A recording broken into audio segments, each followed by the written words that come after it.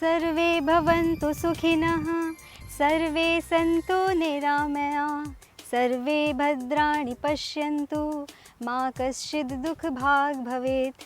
अर्थात सभी सुखी हों, सभी निरोगी हों, सभी अच्छा देखें और उनके भाग्य के हिस्से में किसी भी प्रकार का कोई दुख ना आए। हेलो फ्रेंड्स, स्वास्थ्य मनुष्य के जीवन के लिए अत्यंत आवश्यक है। एक स्वस्थ मनुष्य अपना हर दैनिक कार्य स्फूर्ति से करता है, उसका जीवन आनंद से भरपूर होता है। परंतु यदि हम स्वस्थ ही ना हों तो हमारा जीवन निराशा से भरा हो जाता है, हमारे जीवन से मानो आनंद ही गायब हो जाता है। तभी तो कहा गया है कि एक स्वस्थ तन में ही एक स्वस्थ मस्तिष्क का निवास होता है। फ्रेंड्स, जीवन में ऐसी कई चीज़ें हैं जो कि हमारे लिए ज़रूरी हैं, पर हम उन पर ध्यान नहीं देते, जैसे कि अपनी सेहत का ख्याल रखना। हम कहते तो हैं कि हेल्थ कम्स फर्स्ट, पर हम पहला प्रेफरेंस किसी और को ही देकर इसे लास्ट प्रेफरेंस देते हैं। हम कहते हैं हेल्थ इज़ वेल्थ और जीते हैं मानो वेल्थ इज़ हेल्थ। क्योंकि हमारा स्वास्थ्य अभी हमें नॉर्मल लग रहा है तो हम इस पर ध्यान नहीं दे रहे हैं। हमें लग रहा है कि हम हेल्दी हैं, हम नॉर्मल हैं, तो हम इसे इग्नोर कर रहे हैं, अनदेखा कर रहे हैं। हम अपने हेल्थ को इग्नोर क्यों कर रहे हैं? क्योंकि हमें प्यास लगने पर ही कुआं खोदने की आदत हो गई है। समझे? आप नहीं समझे। अब आप बताइए, आप अपना बिजली और टेलीफोन का बिल कब जमा करते हैं? अधिकतर लोगों का जवाब होगा लास्ट डे पर। क्यों? क्योंकि जब तक काम सर पर नहीं आ जाता तब तक हम उसे टालने की आदत हो गई है। क्योंकि अभी हमारा हेल्थ इस तरह से नॉर्मल है तो हम भी अपने हेल्थ को इग्नोर ही करते चले आ रहे हैं। यदि हम एक स्वस्थ और निरोगी शरीर की कामना करते हैं तो हमें ना ही केवल आहार और विहार बल्कि स्वास्थ्य संबंधी हर पहलुओं पर ध्यान देना होगा, जैसे कि प्राणायाम, मेडिटेशन, अन्य व्यायाम, योगाभ्यास इत्यादि। इन सभी बातों का ध्यान रखते हुए हम आपके लिए लेकर आए हैं एक ऐसी सीरीज़ जो कि पूर्णतः हॉलिस्टिक हेल्थ केयर के कंसेप्ट पर बेस्ड है। हॉलिस्टिक हेल्थ केयर अपने आप में एक ऐसा विषय है जिसके बारे में हम अपने स्पेशलिस्ट से बात करेंगे। तो इससे संबंधित आइए हम स्वागत करते हैं डॉक्टर राहुल बंसल जी का, जो कि कम्युनिटी मेडिसिन डिपार्टमेंट के हेड हैं और सुभारती से एक लंबे अरसे से जुड़े हुए हैं। डॉक्टर साहब, आपका स्वागत है। नमस्कार। डॉक्टर साहब, ये हॉलिस्टिक हेल्थ केयर आखिर है क्या? ये कन्वेंशनल जो हमारी चली आ रही है हेल्थ केयर, इससे किस तरह से अलग है? देखिए, ऐसा है कि जो कन्वेंशनल केयर है उसमें हम मुख्यतः फ़िज़िकल हेल्थ पर ध्यान देते हैं। अगर आप अस्पतालों में जाएं, क्लिनिक्स में जाएं, तो डॉक्टर्स या नर्सेस किस पर ध्यान देती हैं? आपके शरीर पर ध्यान देती हैं, जो कि बहुत महत्वपूर्ण है। मगर WHO की डेफिनेशन कहती है health is a state of complete physical, mental and social wellbeing. और अब स्पिरिचुअल हेल्थ की डायमेंशन की बात भी आ गई है। तो ये चारों डायमेंशन को देखें तो हमारा जो हॉस्पिटल में जो या हमारे क्लिनिक्स पर जो डॉक्टर्स कर रहे हैं वो केवल एक बात पर ध्यान दे रहे हैं। तो होलिस्टिक हेल्थ का मतलब ये है, जब हम किसी मरीज़ का इलाज करें तो उसका फिजिकल डायमेंशन के साथ में मेंटल डायमेंशन, सोशल डायमेंशन और इवन स्पिरिचुअल डायमेंशन, इन चारों को लेकर चलें अकॉर्डिंग टू द पेशेंट। किसकी किस डायमेंशन में ज़्यादा आवश्यकता है उधर ज़्यादा करें, जिसमें कम है उधर कम करें। ये होलिस्टिक हेल्थ कहलाता है, जिसकी पूरे विश्व में आजकल बहुत ज़बरदस्त इस पर खोज हो रही है, रिसर्च हो रही है और इसको बहुत प्रमाणिक माना जा रहा है। डॉक्टर साहब, ये तो रहा थियोरेटिकल एस्पेक्ट, पर क्या इसका प्रैक्टिकल एस्पेक्ट कुछ समझाएंगे आप उदाहरण के तौर पर?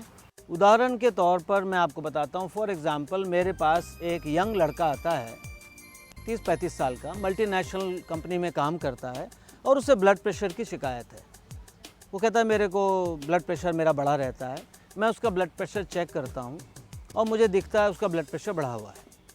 तो केवल जो कन्वेंशनल मेडिकल केयर तो ये कहती है कि भाई उसको ब्लड प्रेशर की दवाई दे दीजिए और थोड़ा बहुत उसको आहार के बारे में बता दीजिए, भाई नमक कम करो, तला भुना कम खाओ। मगर होलिस्टिक हेल्थ अगर मैं प्रैक्टिस कर रहा हूँ तो मैं ये जानना चाहूँगा कि उसकी लाइफस्टाइल कैसी चल रही है, उसकी नींद कैसी चल रही है, उसके ऑफिस में कैसा माहौल है, उसके बॉस से कैसे टर्म्स हैं, उसकी मैरिड लाइफ कैसी है, क्योंकि इन सब का रिलेशनशिप ब्लड प्रेशर से है। जान लिया वो कहता है कि मुझे तो नींद नहीं आती अच्छी, तो मैं कहूँगा नींद क्यों नहीं आती, तो उसका कारण जानना पड़ेगा। वो बहुत देर तक लैपटॉप पर काम करता रहता है। क्यों देर तक काम करता है? क्योंकि बॉस बहुत डिमांडिंग है, वो बहुत ज़्यादा काम देता है।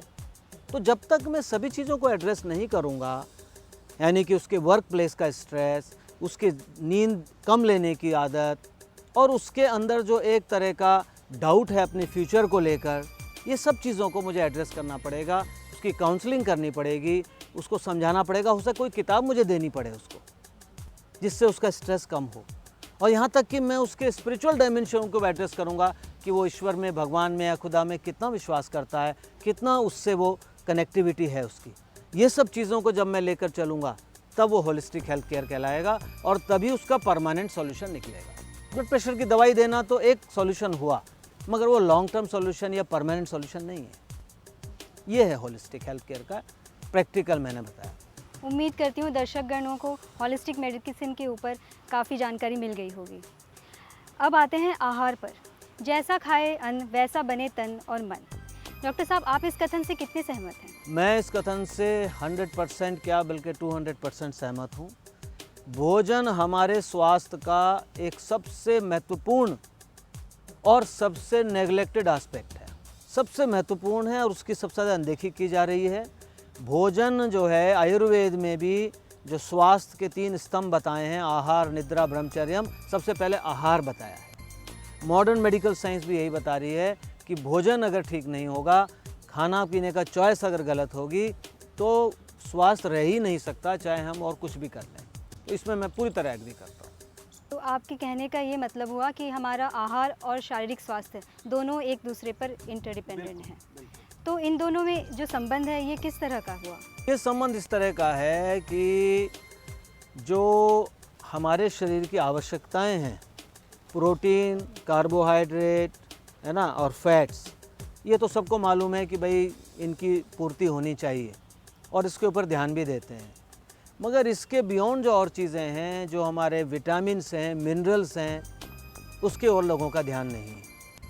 तो नतीजा ये हो रहा है कि जो लोग स्वास्थ्य के प्रति, आहार के प्रति जागरूक भी हैं, वो इतना भर कर रहे हैं कि उनका प्रोटीन, कैलोरी और फैट इंटेक ठीक हो रहा है। मगर जहाँ तक बात है विटामिन्स की, जहाँ तक बात है मिनरल्स की, एंटीऑक्सीडेंट्स की, वहाँ वो नहीं कर पा रहे हैं। इसीलिए संपूर्ण आहार की बात हो रही है और संपूर्ण आहार जो है वो बेस्ड होगा हमारा मुख्यतः नेचुरल फूड के ऊपर। जितना हम आर्टिफिशियल फूड की तरफ जाएंगे, जितना हम जंक फूड की तरफ जाएंगे, जितना हम बाज़ार से ली हुई चीज़ें खाएंगे, उतना ही हमारा स्वास्थ्य गड़बड़ होगा। माइकल पोलन नाम के एक बहुत बड़े न्यूट्रिशन के एक्सपर्ट हैं, जिनकी किताब है द फूड रूल्स। उसमें वो कहते हैं eat food mostly plants. Eat food का मतलब वो ये कहते हैं फैक्ट्री में बनने वाला जो भोजन है वो फूड नहीं है। वो कहते हैं food is then that which is cooked by a human being. तो किसी व्यक्ति का बना हुआ भोजन, चाहे वो आपकी माँ हो, चाहे बहन हो, चाहे बेटी हो, चाहे आपका कुक हो, ना कि फैक्ट्रियों में बन के पैकेट में बिकने वाला भोजन को भोजन नहीं मानते। ईट फूड मोस्टली प्लांट्स के ऊपर जोर देते हैं, फूड के ऊपर कहते हैं। और वो ये कहते हैं don't eat anything which your great grand mother would not recognise as food. आपकी परदादी जिसको भोजन ना माने वो भोजन नहीं है। यानी कि जो भोजन आपके उसमें चला आ रहा है, आपके ट्रेडिशन में चला आ रहा है, आपके परिवारों में चला आ रहा है, आपकी सभ्यता में चला आ रहा है, वही भोजन आपके लिए सर्वोत्तम है। ये मैंने कुछ बातें बताई। डॉक्टर साहब, आपकी बातों से तो ये रुख लग रहा है कि शाकाहारी भोजन की तरफ हमें ज़्यादा ध्यान देना चाहिए। शाकाहारी और ये मांसाहारी भोजन दोनों के बीच काफ़ी लंबे अरसे से डिबेट चला आ रहा है। कहा जाता है कि जो ये मांसाहारी भोजन है इसमें पौष्टिक आहार ज़्यादा हैं। लोगों में यह धारणा बन चुकी है कि मांसाहारी जो भोजन हुआ ये शाकाहारी भोजन से ज़्यादा न्यूट्रिटिव है, ज़्यादा प्रोटीन है। तो डॉक्टर साहब, इस बारे में आप कुछ रोशनी डालें। ये प्रश्न आपने बहुत महत्वपूर्ण पूछा, बहुत अच्छा प्रश्न है। ये सभी लोगों की भ्रांति है कि भाई नॉन वेजिटेरियन फूड यानी कि मीट आदि अगर नहीं खाएंगे तो ताकत कैसे आएगी और प्रोटीन कहाँ से मिलेगा। ये एक बहुत बड़ा मिथ है। इसलिए मैं कह रहा हूँ मिथ है कि प्रोटीन की जितनी आवश्यकता हमारे को है उतना प्रोटीन हमें अनाज से, दालों से, पनीर से, दूध से मिल जाता है। और इसका प्रमाण ये भी है कि दुनिया के जो टॉप मोस्ट कई एथलीट्स हैं, बिल पर्ल जो कि 5 बार मिस्टर यूनिवर्स रहे, मिस्टर यूनिवर्स मतलब बॉडी बिल्डर, वो प्योर वेजिटेरियन थे। Carl Lewis, one of the fastest person on the earth. इस तरह के बहुत सारे एथलीट्स हैं जो वेजिटेरियन रहे।